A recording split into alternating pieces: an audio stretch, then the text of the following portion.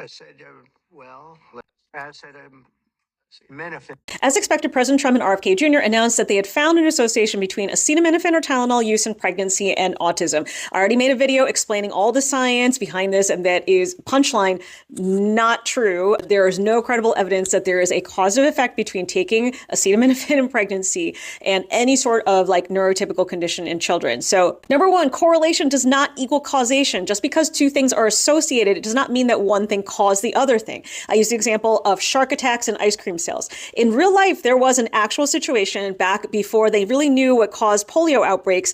They noticed that the rates of polio in children went significantly up in the summer months and also was associated with ice cream sales. So for a time, they actually thought that it came from ice cream. And similar to the Tylenol thing, they actually, as part of a public health outreach, recommended not eating ice cream or having sugary treats as part of polio prevention. This is called a confounding variable. It's associated with both things. So polio rates and ice cream sales are both associated with warm temperatures that actually allow the spread of polio. So there's acetaminophen use and there is autism. Autism is also associated with increased maternal fever or maternal infection, which sometimes you take acetaminophen for. So good research studies adjust for these confounders, and that is a difference between the smaller studies that showed an association between acetaminophen and autism and the really good, huge studies that adjusted. So this I talked about in my other video was a massive study out of Sweden published in JAMA. They looked at millions of children, hundreds of thousands that had been exposed to acetaminophen in utero, and they adjusted for genetic and environmental factors by doing sibling matched pairs. So basically one sibling who had been exposed and one who hadn't.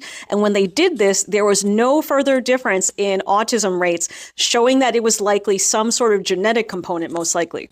Point number two, autism isn't a disease. It is a variation in how your brain processes information and how you interact with the world around you. There have always been autistic people. We're never going to not have autistic people. So it is almost certainly a complex multifactorial condition that largely has to do with genetics. As anybody knows, if you are autistic yourself or you know somebody who is, almost certainly you recognize that it probably is inherited. And rising rates of autism is not because of some like pandemic. It's because of just like screening, awareness, diagnostic criteria.